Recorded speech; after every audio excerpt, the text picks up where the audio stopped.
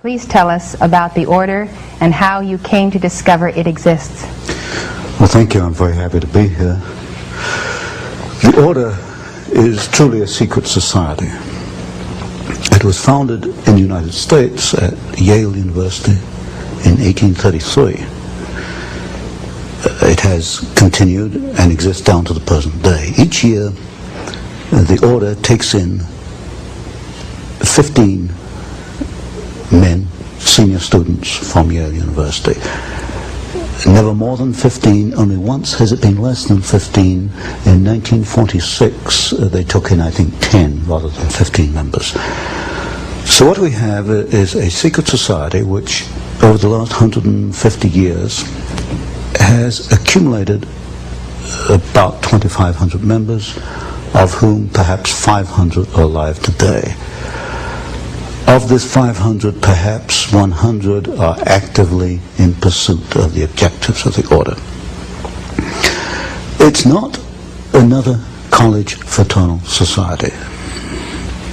Yale University is the only university in the United States, or indeed the world, which has senior societies. These are societies where the 15 are selected in the junior year and actually are initiated at the beginning of the senior year. They stay on campus only 1 year as members. They are called knights. When they graduate, they leave the university, they go out into the world, then they're known as patriarchs. So at any one time you only have 15 knights in existence, and for the rest of their lives they're known as patriarchs, and they work during their lifetime, or a number do, towards the ends of the order. They are pretty much guaranteed success. Certainly they're guaranteed financial success. And in my reading of the material I have, I infer that so long as they go along with the purposes of the order, so long as they gear their careers and their lives towards certain ends, then they are guaranteed success. How did I come to this knowledge? Well, up to 6 months ago, I denied that there was a conspiracy, because frankly I couldn't prove one. I suspected a conspiracy, but I couldn't prove there was one until 6 months ago. Well, a little before 6 months ago, I received the catalog, which is the membership list of the society, all the way back to 1833, and I received some of their internal documents, enough for me to put together the way they correspond with each other, the operations within the order, to some extent their problems, and to some extent their objectives. Now this is the book, An Introduction to the Order, by Antony C. Sutton. It has a skull and bones on the front and 322. The 322 is an identification. The order has a temple on the Yale campus. A temple? A temple, yes. It's a building maybe this 50, 60 feet by 40 feet, maybe 40 feet high. There's no windows, 2 big steel doors. We know what the temple looks like because back in 1880s, a number of Yale students became a little unhappy about what was going on inside this temple. When they went by it at midnight, sometimes they heard strange noises and all kinds of rumors on the Yale campus as to what this might be. There was a break-in. I call it the Yale Gate. There was a break-in to the temple, and the students who broke in cataloged what they found, and they made a drawing, a design of the interior of the temple. And 3 of the rooms are numbered. One is 322, one is 323, and one is 324. 322 is also, I suspect, the chapter number. And also in correspondence between members, they conclude their correspondence where you and I would conclude yours truly or yours sincerely. They conclude yours in 322. Why 322? There are several theories for this. One is that the order originated with Demosthenes the Greek in 322 BC. That's one theory. Another one is that it stems from the founding date in the United States, which was 1832.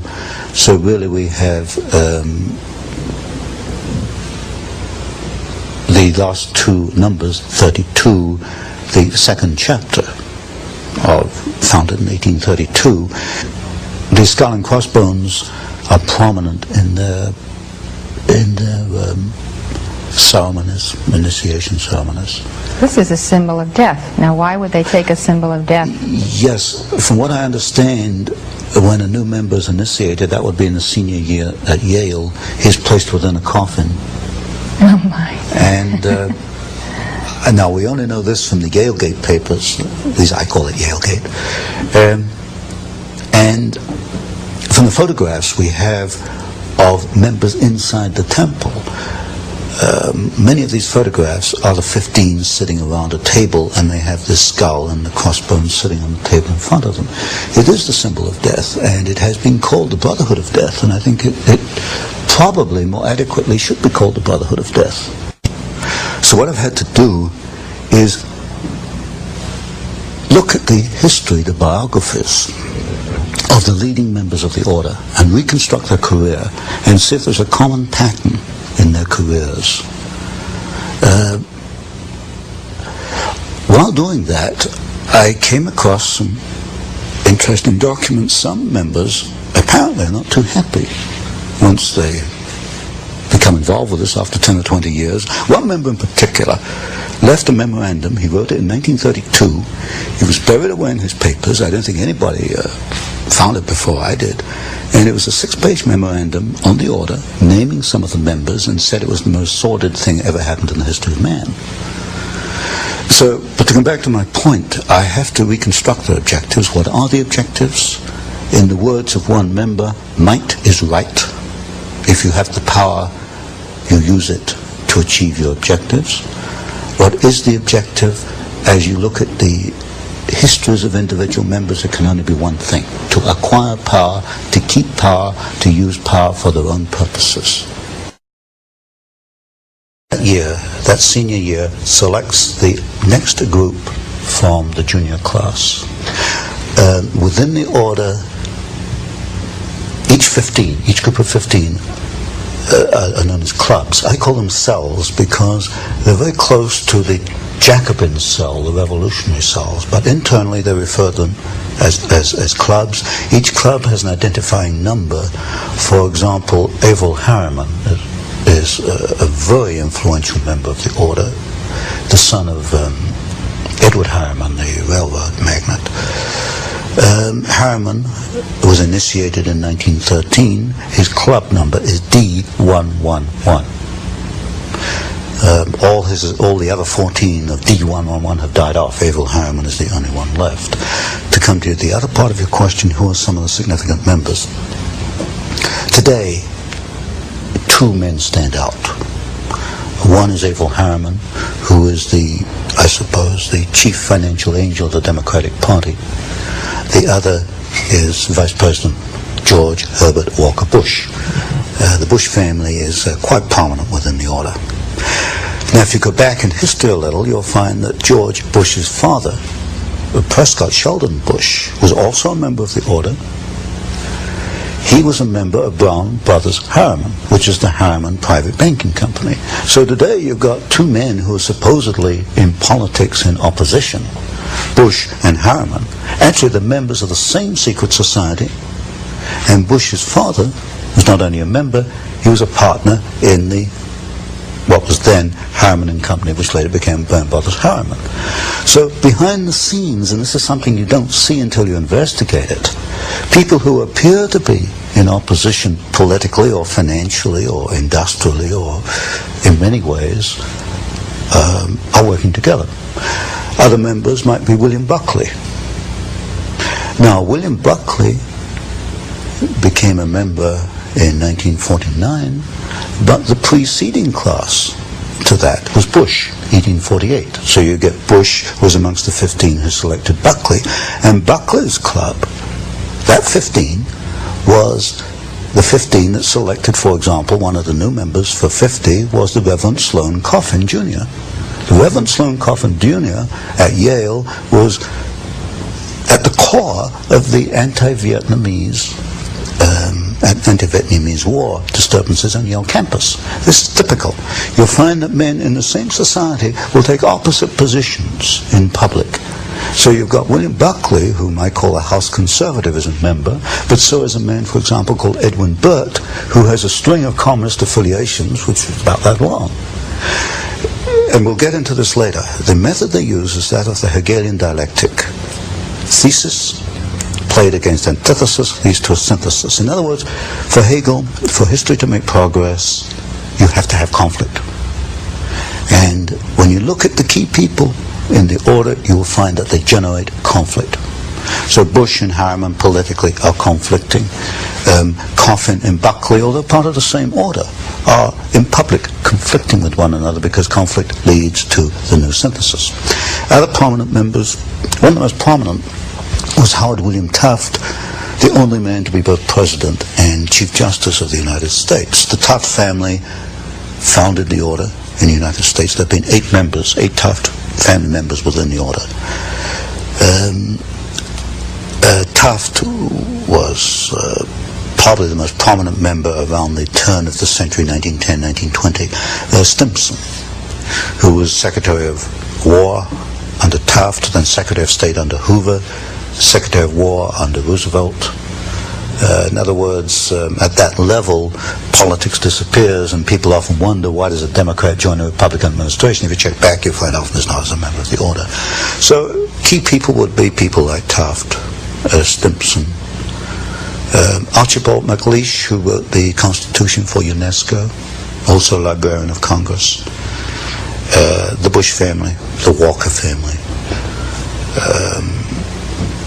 and above all today, if there's a godfather in the order, it's Averell Harriman. Exactly what causes does the order espouse, and why are these divergent to those of our founding fathers? Well, the causes one can only deduce at this point from the operations of these men as individuals and working together. They want to acquire power above all. Power Political to do what? power.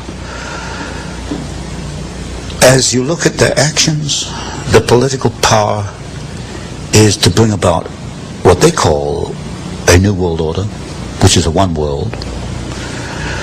But they use the Hegelian techniques, and we know enough about Hegel to know that not only does this mean the dialectic process, the creation of conflict, but it also means that individuals such as you and I, or anybody watching this program, will be cogs in the state, that we have no individual rights. Our rights for Hegel, individual rights for Hegel, come about through obedience to the state.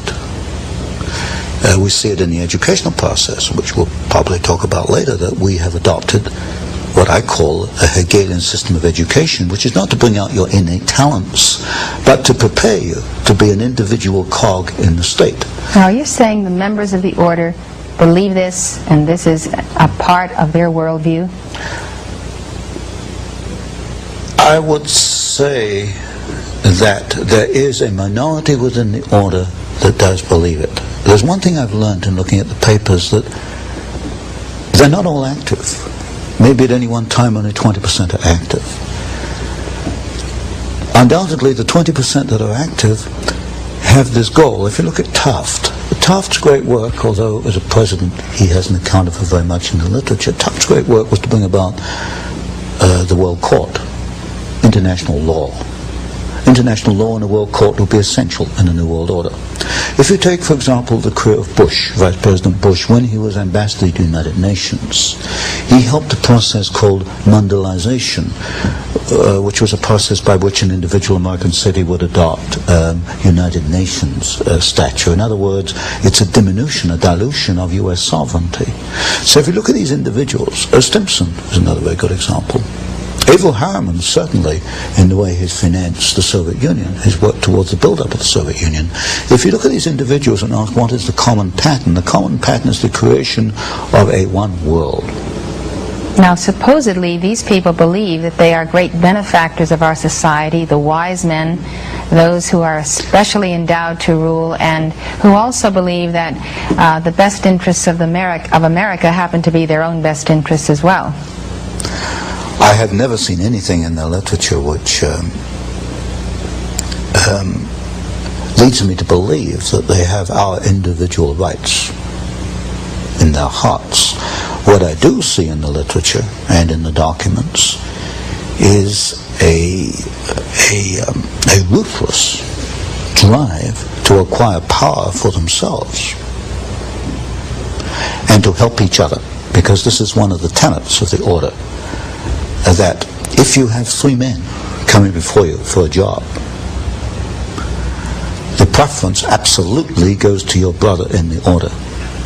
This is in my book, The Order, Introduction to the Order, I call these chains of influence, and I trace one pattern where Stimson brought the McBundy family into the War Department. Then the McBundys go on and become key people both in the Department of Defense and in the Council on Foreign Relations. They help each other along the way. And when you get even a small number of men doing this, it can exert a very powerful force, a very powerful influence. So the basic assumption is that because they know what is best for America, the way to preserve that is to amass power to see to it that the destiny they envision comes to pass. My assessment is they're not thinking what is best for America, they're thinking what is best for the order. What is best for the order comes first. Is what is best for America in their eyes. Order. Yes, in their eyes. And what's good for us has to be good for America, so we will remold America according to their pattern. That's right. Yes. It remains secret for 150 years because these people are under an oath not to talk about it. I understand that a member of the order may not remain in the room if it comes under discussion. Now, if I can elaborate on this a little bit, this poses a problem for Mr. Bush, because I write something called the Phoenix Letter, which is a monthly newsletter, and last November I began to open up. And a reader wrote to Mr. Bush and said, is what Mr. Sutton says, are you a member of this order? And the letter the reader got back was very interesting. It said, in effect, that the Vice President was not a member of a sordid secret society. That was not the question. The question was, are you a member of a secret society? The answer came back, he is not a member of a sordid secret society. Inserted the word, you see. This was a reader who doesn't give up, so he went back again. And I understand that as it stands, as we are now, that Mr. Bush is not willing either to admit he is a member of the order or to deny it, because they're under this oath not to discuss it. So when people look at the Council on Foreign Relations, in effect what they've been doing is looking at a kind of a veil which hides the order? Yes. The core, or my work, came about almost by accident. If someone had not donated to me the membership list, we wouldn't be here today. It's remained secret because nobody has done that. Everybody's been looking at the Council on Foreign Relations, the Trilateral Commission, the Bilderbergers. They are not truly conspiracies because the membership lists are open. The membership list of the order has not been open. So there's a distinction between the CFR and the Trilaterals and the order. CFR and Trilaterals are not conspiracies because they are not secret. They do what comes next. And this, of course, is very different argument to many people who've promoted conspiracy have made. They get across the idea that these people telephone each other and have little drawings and maps and diagrams. They don't operate like that at all. If you meet these people, they think alike. They talk alike. They come up with the same ideas simultaneously, and they move simultaneously. They know what they have to do. So they're a breed. They're a breed. Exactly. Now, Tony, what has this breed done? What are their chief accomplishments in molding domestic and foreign policy and actual events in American history since their founding at Yale? One is they have acquired enormous political and financial power. You'll find representatives of the order in politics. What have they done with this power? What has happened to America that would not have happened had they not been the order? Creation of war and revolution. Specifically, which ones? Do you have documents on that? The third book in this series, which I'm bringing out, takes two wars and one revolution. Well, two revolutions in one war. World War II, the Bolshevik Revolution, and the rise of Hitler, which I call a revolution in Germany. We can find the order behind the Russian Revolution, the Bolshevik Revolution. We can find behind the rise of Hitler. We can find in the maintenance of both of these systems, the transfer of technology to both. Since you've already proven that Wall Street is behind the Bolshevik Revolution and the rise of Hitler, now you're proving that the order is behind Wall Street. Exactly. Now, who's the key figure in the order, or figures that mold Wall Street? In order of dominance, Averell Harriman, partner in Brown Brothers Harriman. Stanley of Morgan Stanley. It used to be J.P. Morgan, then it became Morgan Stanley.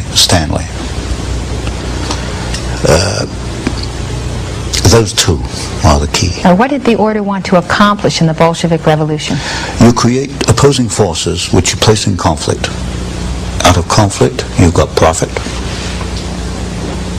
You've got political power. And you can direct history.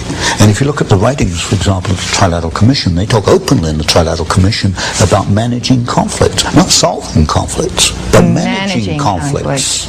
Conflict management. That's the cry. So they got the profit, the power, and the management. Mm-hmm. Where do they want to steer history through the Bolshevik Revolution? They wanted to set up, and they did, two opposing forces. Out of that came World War II.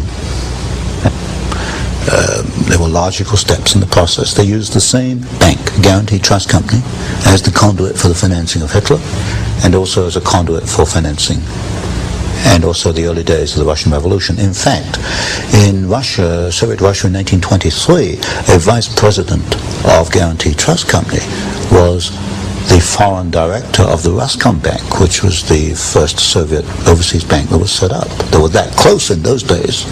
You'll get a very close relationship between the early Hitler days and members of the Order, which is in the third book. I think the Order has been at war with the United States in general since 1833. There's no question about that when you look at their individual actions. And that is because if the flower of the United States, the flower of freedom, was to become what its potential was, their very elite positions would not have a stronghold. Exactly. The greatest single threat to this breed that has antedated Christ is the nation that has itself founded upon a constitution that absolutely guarantees the rise of the individual. This is one of the problems. They cannot live with the Bill of Rights. In fact, this is why when Archibald MacLeish, a member of the Order, wrote the Constitution for UNESCO, it was built into there that UNESCO would gradually try to erode press freedoms. In the Trilateral Commission, you'll find the same criticism: too much freedom of the press. There's just too much freedom for these people. They can't live with the Constitution. They tried to change the Constitution through the Fund for the Republic down here in Santa Barbara. They've not been successful yet, but they realize that there are roadblocks they've got to overcome to achieve what they want. The most unfortunate thing to me is that when the people have coming at them from all directions this momentum of the Order, they turn and espouse the Order, or they let these people, or have in the past, become their idols, accept that they are an elite, accept that fact that they are superior, accept the projection from them to the people that they're superior. And today you will find people agreeing with the limitation of freedom in various sectors of this country for various purposes. That's a very unfortunate part of our society, that too many people are willing to abandon freedom for security, or what they see as security. You can get security in a Siberian gulag, but you can get freedom in Hitler's concentration camp. But too many people are willing to give up freedom for security. Too many people are willing to look at these people as miniature gods. And because they have achieved power, don't ask how did they get power. or what they're going to do with the power, but just the fact that they have power makes them a god, and therefore they worship them. This to me is unbelievable. People, I put in one of my books, we've got 20, 30 million degree holders in the United States. People have earned a college degree, but they don't question the statements which are made by these people. Well, it's an amazing thing that people, educated people, can accept that the interference with private property rights, or with the press, or public assembly, or religion, free speech, the interference with that can somehow be necessary to the continuity of the republic, or the security of the nation. It's ridiculous. I can't answer for these people. All I hope is that they will examine their own consciences and their own mind. Well, Tony, I think that in conclusion, it's very important that we understand how you develop in your third book, which is about to come out, the development of conflict to produce war or peace that they're choosing, and how that has worked, let's say, in Vietnam, or in the situations that are occurring today in the Middle East, where there is great conflict. How is the order managing the conflict we see on the globe today? Well, it's, as I mentioned before, basically it is using the Hegelian dialectic.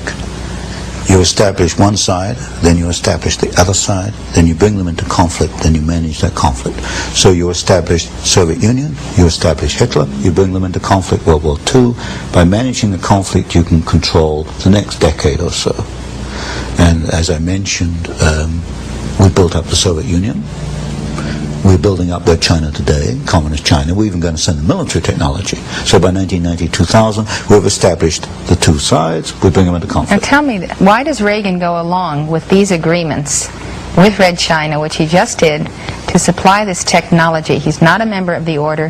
Why does he respond to its stimuli? Because you've got a group within the administration who are members, who are connected with the order. When you get a group quite capable men working together, they can wear down opposition, they can erode opposition, because they're all kind of marching in step. If you get 3 men marching in step, they can do more than 20 men marching to their own step. Do I make my point here? And within the order, for example, or within the administration, you've got, for example, Mr. Bush, and the people around Mr. Bush, Mr. Baker, Chief of Staff in the White House. And gradually you've seen the weeding out of those individuals who are independent. They've either resigned or they've been moved out to other departments. So in effect the order has taken over very gradually, very carefully, without any fanfare. How is the order then managing the conflict in the Middle East? It's hard to believe that the Arabs or the Iranians or the Iraqis are actually under anyone's control except their own. I can't fully answer that today. And many of these questions you can only answer maybe 10 years later, when you can look at it in perspective. For example, I can look at Pearl Harbor today and see quite clearly a much different picture on Pearl Harbor than was put out in 1941. I can't look at the Middle East today and make too much sense, except you've obviously got two sides. You've got the Hegelian dialectic at work. You've got conflict being created, conflict being managed. The Marines go in, the Marines go out. Today, the Iraq is attacking the Iranian oil bases. You've got the deliberate two sides in these conflicts, the deliberate creation of conflict and the management of conflict. Put it this way, is Castro in Cuba because the order wants him there? Could I rephrase the question? Is Marxist Angola remaining a Marxist Angola because the order wants him? The answer there is yes. Because I know in Angola, the Gulf Oil Company is the biggest supplier of foreign exchange to Marxist Angola. Pull Gulf Oil out of there, there's no more Marxist Angola. I can't answer as clearly for Cuba. So Gulf Oil wants Marxism? Oh yes, it wants, undoubtedly. And Marxism supports Gulf Oil? Oh yes, in fact Cabinda, the Gulf Oil installation in Angola, is defended by Cuban troops. But you see, you've got an interesting phenomena. I think everyone should hear that one more time. I said Cabinda, which is the Gulf Oil installation in Angola, Marxist Angola, is defended by Cuban troops. So here we have Cuban troops defending a capitalist monopoly. So-called capitalist. But one of the first things you learn in this business is forget about capitalism versus communism. That is absolute nonsense. The two are, behind the scenes, are hand in hand. It's a capitalist-communist conspiracy. One conspiracy. Yes, but you need the so-called conflict between the two to keep people focusing. Look, keep you looking over there. You know, capitalism versus communism. You know, that makes a nice little picture. You know, you get books on it and films on it. Capitalism versus communism. That's not where the action is. The action is over here. Well, what's the greatest single threat to the United States in terms of Central America, Nicaragua, El Salvador, the government of Mexico, that we need to be aware of in terms of an understanding that it is the order that is arranging things that are very detrimental to the future of this country? Well, there you have a complex picture. Because it's not only a Marxist movement, it's also a rebellion against poverty, and there's bitter poverty down there, as we all know. I had to go across the border into Mexico to realize that. You have the intervention of certain religious groups, the Marian sisters, the Jesuits. There's another conflicting factor down there. You have, for example, in Panama, where the Panama Canal was handed back to Panama, and there's a story behind that which involves the debts that Panama owed to the United States and the functions of Marine Midland Bank. And of course, Sol Leiner was director of Marine Midland, was a negotiator down there. You've got a very complex picture in Central America. What it is the creation of turmoil. Out of it, we will either get bogged down in another war or we'll get a series of Marxist states. But what we're heading into, I think, is an era where the order is willing to back some Marxist states but not others. It will back Marxist Angola. It tried to back Nicaragua for a while. It would not back Grenada. In other words, we're getting to a situation where there are good and bad